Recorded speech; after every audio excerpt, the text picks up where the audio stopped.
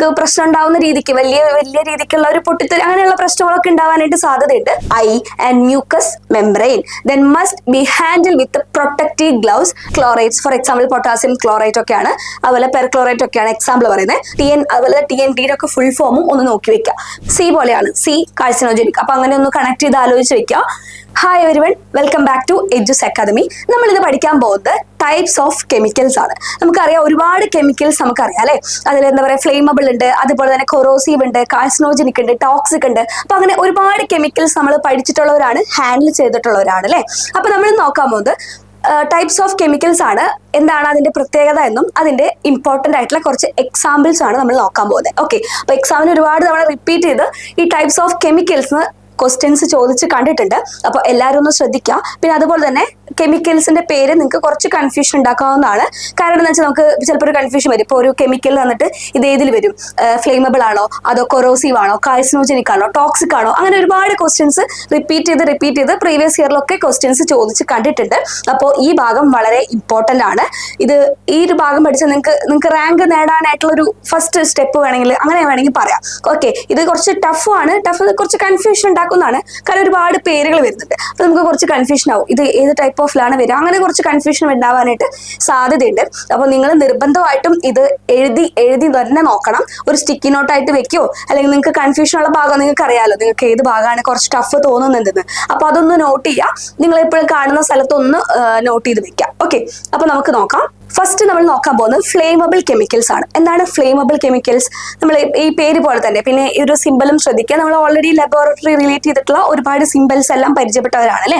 അപ്പോൾ flammable chemicals, ഇതാണ് simple വരിക, ഒന്ന് ശ്രദ്ധിക്കുക. എന്താണ് പേര് പോലെ തന്നെ flammable easily ignite and burn rapidly in the presence of air. എയറിന്റെ പ്രസൻസിൽ അത് പെട്ടെന്ന് തന്നെ കത്തിപ്പിടിക്കാൻ സാധ്യതയുണ്ട് അല്ലെ.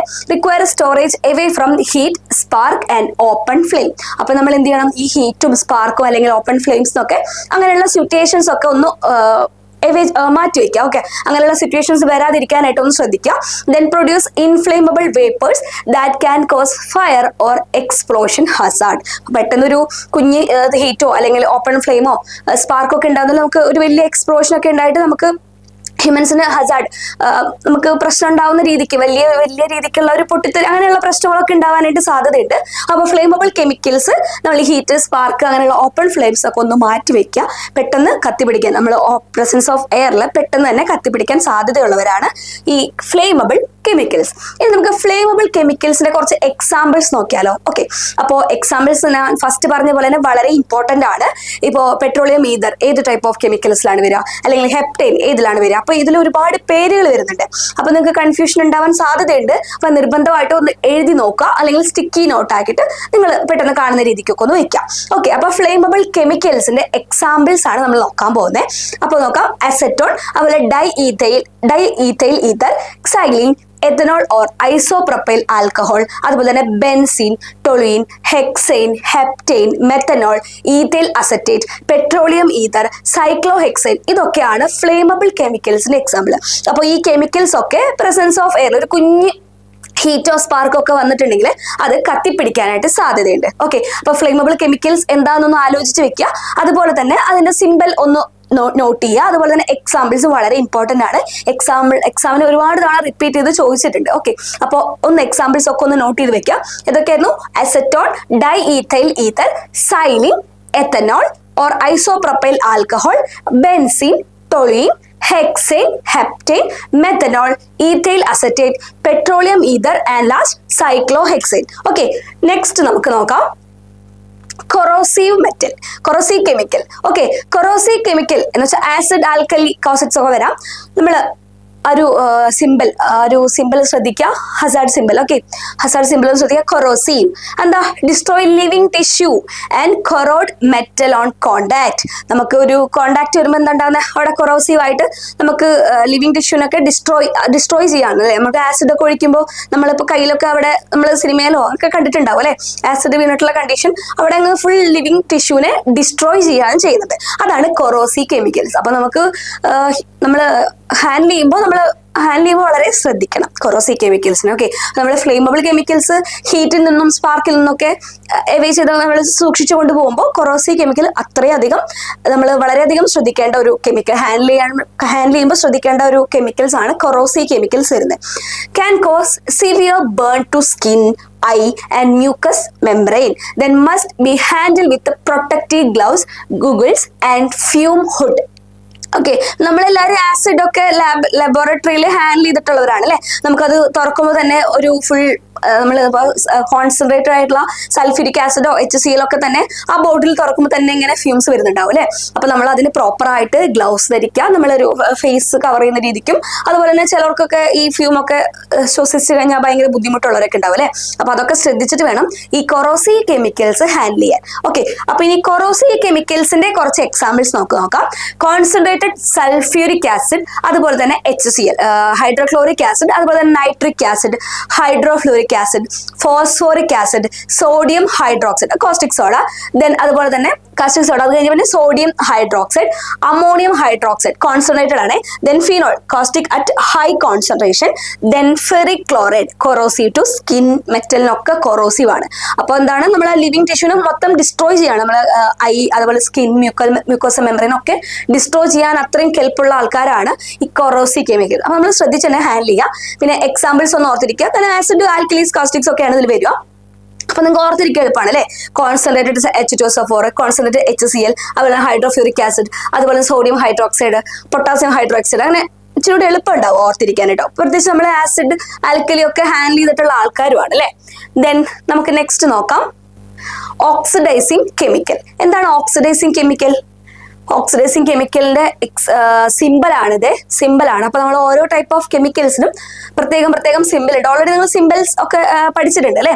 അപ്പോൾ ഒന്നുകൂടെ നോക്കാം, നമ്മൾ ഹസാർഡ് സിമ്പിൾ ഒക്കെ ഒന്ന് ഓർത്തിരിക്കുക. ദെൻ ഓക്സിഡൈസിങ് കെമിക്കൽസ് വെച്ചാൽ റിലീസ് ഓഫ് ഓക്സിജൻ ആണ്, intensify combustion of flammable material. Oxygen release ചെയ്യണം നമ്മുടെ പേര് പോലെ തന്നെ, പക്ഷെ അതുപോലെ തന്നെ കമ്പഷൻ ഓഫ് ഫ്ലെയിമബിൾ മെറ്റീരിയൽ, ആ ഒരു ഫ്ലെയിമബിൾ മെറ്റീരിയലിന്റെ കമ്പഷൻ, ആ കത്തുന്നതിനെ കുറച്ചുകൂടി ഇന്റൻസിഫൈ ചെയ്യാം. ഓക്കെ, അതാണ് oxidising chemicals. Then act as A strong oxidants causing fire or explosion with Organics.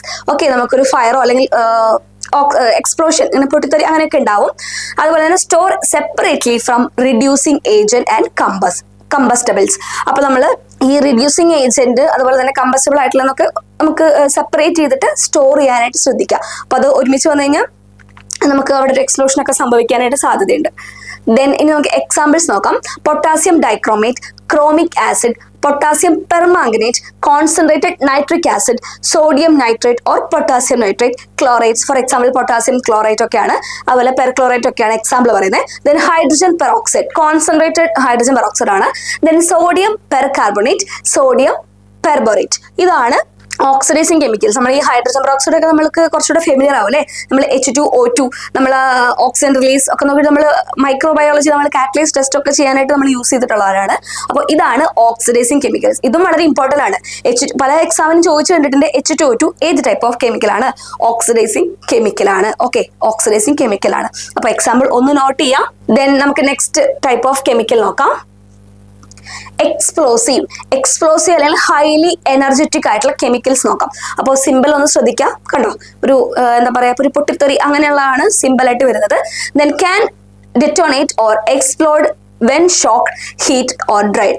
പെട്ടെന്ന് തന്നെ അത് എന്താ പറയാ, അതൊരു പൊട്ടിത്തെറിച്ച് പോകാൻ സാധ്യതയുണ്ട്. ഇങ്ങനെ ഒരു ചെറിയൊരു ഹീറ്റോ അല്ലെങ്കിൽ ഡ്രൈ ആവുകയോ അല്ലെങ്കിൽ ഷോക്ക് ഒക്കെ വരുമ്പോൾ പെട്ടെന്ന് തന്നെ അത് ഡിറ്റോണേറ്റ് ആവാനായിട്ട് സാധ്യതയുണ്ട്. Handle in small quantities and keep moist. അപ്പോൾ നമുക്ക് വളരെ സ്മോൾ ക്വാണ്ടിറ്റീസ് വെച്ച് നമ്മൾ ഹാൻഡിൽ ചെയ്യാം. കാരണം ചെറിയൊരു കുഞ്ഞ് ഹീറ്റ് അല്ലെങ്കിൽ അത് ഡ്രൈ ആയാൽ തന്നെ അത് ഫുൾ പൊട്ടിത്തെറിച്ച് പോകാനായിട്ട് സാധ്യതയുണ്ട്, നമുക്ക് ഹാംഫുൾ ആവാൻ സാധ്യതയുണ്ട്. അപ്പോൾ നമുക്ക് wet form safer, wet form ആണ് കുറച്ചുകൂടെ സേഫ് ആയിട്ടുള്ളത്. ഡ്രൈ ആവാതെ നമ്മൾ മോയിസ്റ്റ് കണ്ടീഷനിൽ ചെറിയ എമൗണ്ട് ഒക്കെ ഹാൻഡിൽ ചെയ്തിട്ട് നമ്മൾ കീപ്പ് ചെയ്യുക. Okay, then store in cool well ventilated area away from impact or friction. അപ്പൊ നമ്മൾ നേരത്തെ പറഞ്ഞ പോലെ വെൽ വെന്റിലേറ്റഡ് ആയിരിക്കണം. നമ്മൾ കൂളായിട്ടുള്ള സ്ഥലത്ത് സ്റ്റോർ ചെയ്യുക. ചെറിയൊരു ഫ്രിക്ഷൻ പോലും വരാത്ത രീതിക്ക് അത്രയും സേഫ് ആയിട്ട് വേണം നമ്മളിത് സ്റ്റോർ ചെയ്യാൻ. ആരൊക്കെയാണ് ഈ കാറ്റഗറിയിൽ നമുക്ക് വരുന്നത് നോക്കാം.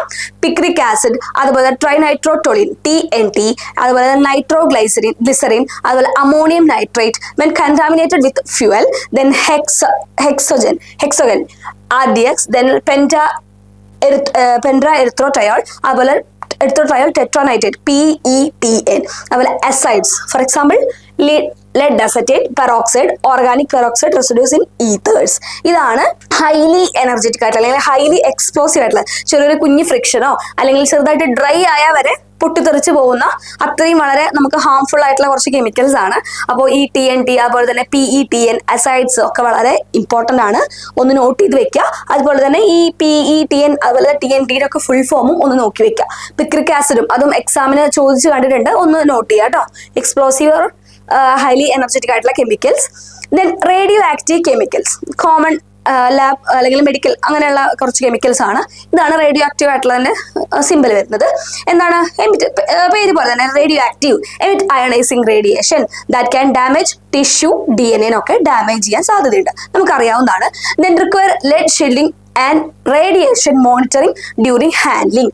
അപ്പൊ നമുക്കൊരു ലെഡ് ഷീൽഡിംഗ് അതുപോലെ തന്നെ റേഡിയേഷൻ മോണിറ്ററിംഗ് ഒക്കെ ഹാൻഡിൽ ചെയ്യുന്ന സമയത്ത് നമുക്ക് ആവശ്യമാണ്. Okay, then dispose using authorised radio active waste procedures. അപ്പോൾ ഈ റേഡിയോ ആക്റ്റീവ് മെറ്റീരിയൽ വളരെ ഹാംഫുൾ ആണ്, കാരണം ടിഷ്യൂവിന് DNA ഒക്കെ വരെ ഡാമേജ് ചെയ്യുന്നതാണ് അല്ലേ. അപ്പൊ നമുക്ക് എന്താ പറയാ, കെമിക്കൽസ് ചുമ്മാ അങ്ങനെ ഡിസ്പോസ് ചെയ്യാൻ സാധിക്കില്ല. നമുക്ക് ഓതറൈസ്ഡ് ആയിട്ട് നമുക്ക് പ്രോപ്പർ ആയിട്ട് ആ ഒരു വേല എന്നത് നമുക്ക് ഡിസ്പോസ് ചെയ്യണം.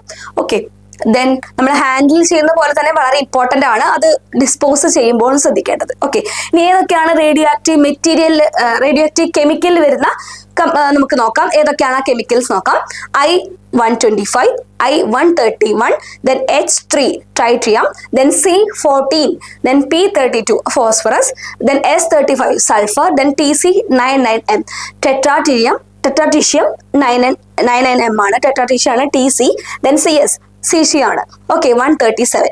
അപ്പോൾ ഈ നമ്പേഴ്സ് ചിലപ്പോൾ ഒന്ന് കൺഫ്യൂഷൻ വരും, കാരണം നമുക്ക് നമ്പേഴ്സ് എപ്പോഴും മാറിപ്പോകാൻ സാധ്യതയുള്ളതാണ്. ഈ നമ്പേഴ്സ് നമ്മൾ പഠിക്കുമ്പോഴൊക്കെ ഇയേഴ്സ് ഒക്കെ, അപ്പോൾ PSC ഒക്കെ വളരെ ഇമ്പോർട്ടൻ്റ് ആണ്. ഇങ്ങനെയുള്ള കുറച്ച് നമ്പേഴ്സും ഇയറും അങ്ങനെയുള്ള നമ്പേഴ്സ് ഒക്കെ വളരെ ഇമ്പോർട്ടൻ്റ് ആണ്. അപ്പോൾ നിങ്ങൾ നോക്കി വെക്കുക. I-125, 131 അത് എളുപ്പമായിരിക്കും ഓർത്തിരിക്കാൻ. പിന്നെ H ടൈറ്റീഷ്യം, അത് 3 ആണ് ആലോചിക്കുക. ട്രൈ ആലോചിക്കുമ്പോൾ 3 അല്ലേ. Then C carbon 14, then P32, S sulphur, TC ടെട്രാട്രീഷ്യം, അതുപോലെ CS 137 അത് CC ആണ് 137. അപ്പൊ ഇങ്ങനെ 125 ഉണ്ട്, 131 ഉണ്ട്, 137 ഉണ്ട്. അപ്പൊ ഇതിൽ ഏതൊക്കെയാണ് വരിക എന്നുള്ളത് ഒന്ന് നിങ്ങൾ നോട്ട് ചെയ്ത് വെക്കുക. Then carcinogenic. ഏതാണ് കാർസിനോജനിക്? കാർസിനോജനിക് എന്താ? ക്യാൻസർ അല്ലെ. Induce cancer after long or repeated exposure, നമുക്ക് ക്യാൻസർ ഉണ്ടാകാൻ സാധ്യതയുള്ളതാണ് അല്ലെ. Then enter via inhalation, injection അല്ലെങ്കിൽ സ്കിൻ കോണ്ടാക്ട് ഒക്കെ വഴി നമുക്കത് വന്നിട്ട് നമുക്ക് ക്യാൻസർ കോസ് ചെയ്യാനായിട്ട് സാധ്യതയുണ്ട്. ഇൻഹേലേഷനോ ഇഞ്ചക്ഷനോ വട്ടെവർ, ഏത് വേ കൂടെ വേണമെങ്കിലും ആവാം. Then must be used in fume hoods with strict exposure control. അപ്പോൾ നമ്മൾ പ്രോപ്പറായിട്ട് ആ ഒരു പ്രൊസീജിയർ ഒക്കെ നോക്കി ഫോളോ ചെയ്തിട്ട് ഹാൻഡിൽ ചെയ്യാം. ദെൻ നമുക്ക് എക്സാമ്പിൾസ് നോക്കാം. ബെൻസിഡിൻ, ദെൻ ഓട്ടോലിഡിൻ ഇമ്പോർട്ടൻ്റ് ആണ്, ഒന്ന് നോട്ട് ചെയ്യുക, എക്സാമിന് ചോദിച്ചിട്ടുണ്ട്. ദെൻ ആസ്ബറ്റോസ് ഫൈബേഴ്സ് ആണ്. ബെൻസിൻ, സെലനേറ്റും ഇമ്പോർട്ടൻ്റ് ആണ്, ഒന്ന് നോട്ട് ചെയ്യുക. Then vinyl chloride, formaldehyde, 2-naphthalamine, polycyclic aromatic hydrocarbon PAHS, then certain chromium VI, then compound for example chromate ഒക്കെയാണ്. അഫ്ലാടോക്സിൻ ഒക്കെ നമുക്ക് കാർസിനോജനിക്. ഈ കെമിക്കൽസ് നമ്മൾ കുറെ നേരം റിപ്പീറ്റ് ചെയ്ത് ഹാൻഡിൽ ചെയ്യുമ്പോഴൊക്കെ, അല്ലെങ്കിൽ അത് ഇൻഹേലേഷനോ ഇഞ്ചക്ഷനോ അല്ലെങ്കിൽ സ്കിൻ കോണ്ടാക്ട് ഒക്കെ വഴി നമ്മൾ റിപ്പീറ്റഡ് കുറച്ച് നാൾ ലോങ് ടേം ആയിട്ട് ഒരു യൂസ്ഡ് ആയി കഴിഞ്ഞാൽ നമുക്ക് ക്യാൻസർ വരാനായിട്ട് സാധ്യതയുണ്ട്. ഓക്കെ, ഇനി toxic chemicals, acute or chronic poisons നമുക്ക് നോക്കാം. അപ്പോൾ ഇതാണ് സിമ്പിൾ വരിക. ഓക്കെ, അപ്പോൾ കാർസിനോജനിക്കിന്റെ സിമ്പിള് എളുപ്പമാണെന്ന് ഓർത്തിരിക്കുക. സി പോലെയാണ്, C കാർസിനോജനിക്. അപ്പൊ അങ്ങനെ ഒന്ന് കണക്ട് ചെയ്ത് ആലോചിച്ച് വെക്കുക. ഈ ഹസാർഡ് സിമ്പിൾ വളരെ ഇമ്പോർട്ടൻ്റ് ആണ്. അതുപോലെ ടോക്സിക് കെമിക്കൽസ് നമ്മൾ എന്താ പറയാ, ഡേഞ്ചറസ്, നമ്മളിപ്പോ ട്രാൻസ്ഫോമറിന്റെ അടുത്തൊക്കെ ഡേഞ്ചറസ് ആയിട്ടുള്ള അല്ലെങ്കിൽ നമ്മുടെ ഇലക്ട്രിസിറ്റി അങ്ങനെ ഒരു ഡേഞ്ചറസ് ആയിട്ടുള്ള നമ്മൾ ഈ ഒരു സിമ്പിൾ കണ്ടിട്ടുണ്ട് അല്ലേ? അപ്പൊ അത് ടോക്സിക് കെമിക്കൽസിന് അക്യൂട്ട് അല്ലെങ്കിൽ ക്രോണിക് പോയിസൺ ഒക്കെ നമ്മൾ ഈ ഒരു സിമ്പിളാണ് നോട്ട് ചെയ്യുന്നത്. ഓക്കെ, അപ്പൊ അത് നോട്ട് ചെയ്ത് വെക്കാം. Then interfere with vital biological process often rapidly fatal. എന്താണ്? പെട്ടെന്ന് തന്നെ ഫേറ്റൽ ആണ് അല്ലേ? Then inhalation or injection cause respiratory failure അല്ലെങ്കിൽ കാർഡിയാക് അറസ്റ്റ് സംഭവിക്കും. അപ്പൊ നമുക്ക് പെട്ടെന്ന് തന്നെ ഒരു എന്താ പറയാ, പെട്ടെന്ന് തന്നെ ഒരു മരിക്കാനായിട്ട് സാധ്യതയുണ്ട് ഈ ടോക്സിക് കെമിക്കൽസ്. ഓക്കെ, അപ്പൊ നമ്മൾ handle only in controlled environment with emergency antidotes available. അപ്പൊ നമ്മൾ എന്താ പറയാ, റാപ്പിഡ്ലി ഫേറ്റൽ ആണ്. അപ്പൊ നമ്മൾ അത് അത്രയും ശ്രദ്ധിച്ച് ഹാൻഡിൽ ചെയ്യേണ്ട ഒന്നാണ്. നമുക്ക് പെട്ടെന്ന് തന്നെ റെസ്പിറേറ്ററി ഫെയിലിയർ അല്ലെങ്കിൽ കാർഡിയാക് അറസ്റ്റ് ഒക്കെ സംഭവിക്കും. അപ്പോൾ ആരാണ് ഇവരെ നമുക്ക് നോക്കാം. Potassium cyanide. സയനൈഡ് എല്ലാവർക്കും ഫെമിലിയർ ആയിരിക്കും അല്ലെ? എല്ലാവരും കേട്ടിട്ടുണ്ടാവും. സയനൈഡ് ഒരു ചെറിയ ഒരു കുഞ്ഞി പോലും നമ്മുടെ മേത്തോ നമ്മളെ കോണ്ടാക്ട് വരികയാണെങ്കിൽ അപ്പോൾ തന്നെ നമുക്ക് മരിച്ചു പോകാൻ സാധ്യതയുണ്ട്. അപ്പോൾ സയനൈഡ് എല്ലാവർക്കും അറിയുന്നതായിരിക്കും. അതിൽ sodium cyanide, arsenic trioxide, mercury compound, mercury chloride, അതുപോലെ തന്നെ lead acetate or lead salt, sodium azide, carbon monoxide. അതും വളരെ ഡേഞ്ചറസ് ആണ്. ഇത് നിങ്ങൾക്ക് വളരെ ഫെമിലിയർ ആയിരിക്കും, ചെറിയ ക്ലാസ് മുതലേ പഠിച്ചതായിരിക്കും. ഗ്യാസ്, അതുപോലെ ഹൈഡ്രജൻ സൾഫൈഡ്, അതും ഗ്യാസ് ആണ്. ദെൻ ഓർഗാനോ ഫോസ്ഫേറ്റ്, പെസ്റ്റിസൈഡ്, പാരാത്തിയോൺ, അതുപോലെ തന്നെ മാലത്തിയോൺ, ഫോർമാൽഡിഹൈഡ്, ടോക്സിക് പ്ലസ് കാർസിനോജനിക്കും ആണ്. ഓക്കെ, അപ്പോൾ ഫോർമാൽഡിഹൈഡ് എന്നാണ് ടോക്സിക്കും കാർസിനോജനിക് ആണ്. നമ്മൾ നേരത്തെ ക്യാൻസർ കോസിങ് അല്ലേ, അതും വരുന്നതാണ്. ഓക്കെ, അപ്പൊ ഇത് വളരെ ഇമ്പോർട്ടന്റ് ആണ്. ടോക്സിക് കെമിക്കൽസ് നമുക്കൊരു ഹാൻഡിൽ ചെയ്യുമ്പോൾ വളരെ വളരെ ശ്രദ്ധിക്കണം. കാരണം റാപ്പിഡ്ലി ഫേറ്റൽ ആണ് അല്ലെ? റാപ്പിഡ്ലി ഫാറ്റൽ ആണ്. അപ്പോൾ അതുകൊണ്ട് തന്നെ വളരെയധികം ശ്രദ്ധിക്കണം. പിന്നെ സൈനൈഡും കാർബൺ മോണോക്സൈഡും ഒക്കെ നമ്മൾ ഓൾറെഡി പഠിച്ചിട്ടുണ്ടാവും. ബാക്കിയുള്ളതും കൂടി ഒന്ന് നോട്ട് ചെയ്യുക. ഇപ്പൊ ഈ മെർക്കുറി ക്ലോറൈഡ്, അതുപോലെ lead acetate, hydrogen sulphide gas, organophosphate ആയിട്ടുള്ള പെസ്റ്റിസൈഡ്സ്, അതും വളരെ ഇമ്പോർട്ടന്റ് ആണ്. അതും ഒന്ന് നോട്ട് ചെയ്യാം. ഓക്കെ, അപ്പൊ ഇത്രയേ ഉള്ളൂ നമ്മുടെ ടൈപ്പ് ഓഫ് കെമിക്കൽസ്. നമ്മൾ ഫ്ലേമബിൾ പഠിച്ചു, അതുപോലെ തന്നെ കൊറോസീവ് പഠിച്ചു, ടോക്സിക് പഠിച്ചു അല്ലെ, കാർസിനോജനിക്, അങ്ങനെ എക്സ്പ്ലോസീവ് ഒക്കെ നമ്മൾ പഠിച്ചു. അപ്പോൾ എന്താണ്, അപ്പൊ പേരിൽ തന്നെ ഉണ്ട്. ഇപ്പൊ ഫ്ലേമബിൾ, അതുപോലെ തന്നെ നമ്മൾ carcinogenic, cancer causing, toxic, highly toxic ആയിട്ടുള്ളത്, എക്സ്പ്ലോസീവ്. നമുക്ക് പെട്ടെന്ന് ഒരു സ്പാർക്ക് ഒക്കെ വന്നാൽ അങ്ങനെ പൊട്ടിത്തെറിക്കുക, ഡ്രൈ ഒക്കെ ആകുമ്പോൾ പെട്ടെന്ന് തന്നെ അത് എക്സ്പ്ലോസീവ് ആവുന്നത്. അപ്പോൾ കെമിക്കൽസിന് എന്താണ് അതിന്റെ ഫീച്ചർ എന്ന് നമുക്ക് പഠിക്കാൻ എളുപ്പമാണ്, കാരണം ആ പേരിൽ തന്നെ ഉണ്ട്. പിന്നെ ഒരു കൺഫ്യൂഷൻ വരാൻ സാധ്യതയുള്ളത് എക്സാമ്പിൾസ് ആയിരിക്കും. ഒബ്വിയസ്ലി എക്സാമ്പിൾസ് ആയിരിക്കും. അപ്പോൾ ഒന്ന് ശ്രദ്ധിക്കുക, നോട്ട് ചെയ്ത് തന്നെ പോവുക. ഇപ്പോൾ ബാക്കി കെമിക്കൽസിന്റെ പേര്, ഇപ്പോൾ റേഡിയോ ആക്റ്റീവ് അങ്ങനെയൊക്കെ ആണെങ്കിൽ നിങ്ങൾക്ക് എളുപ്പമാണ് ഓർത്തിരിക്കാൻ. പക്ഷെ അതിൽ ഏതൊക്കെയാണ് വരിക എന്നുള്ളത് ഒന്ന് നോട്ട് ചെയ്ത് വെക്കുക. ഇത് വളരെ ഇമ്പോർട്ടന്റ് ആണ്. എക്സാമിന് റിപ്പീറ്റ് ചെയ്ത് ഈ ഏരിയയിൽ നിന്ന് ചോദിച്ച് കണ്ടിട്ടുണ്ട്. അപ്പോൾ എല്ലാവരും നന്നായി പഠിക്കുക. All the very best. Thank you.